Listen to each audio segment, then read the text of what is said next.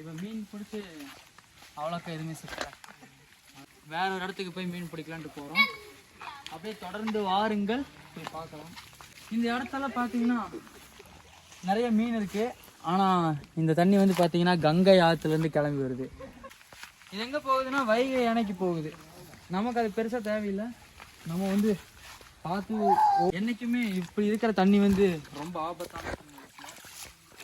ஏன்னா எப்போ என்ன இந்த தண்ணியில் வரும்னே தெரியாது. கீழே காட்டுங்க, இவங்கெல்லாம் முன்னாடி போகிறாங்க.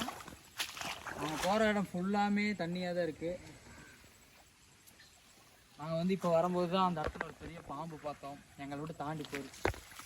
என்றைக்குமே இந்த மாதிரி ஆபத்தான ஒரு இயற்கை சூழ்நிலையில் எப்போ வேணாலும் எங்கே வேணாலும் பாம்பு இருக்கும். அப்படியே ஒரு தண்ணி பாம்பு பார்த்தோம், வயசான பாம்பு. அந்த பாம்பு வந்து பார்த்திங்கன்னா லேசாக கொட்டுச்சுன்னா கையில் வர ரோமங்கள் மூலியமாக நிறைய ரத்தங்கள் ஏற்படும். செப்பல் கண்டுருச்சு. ஏமாடி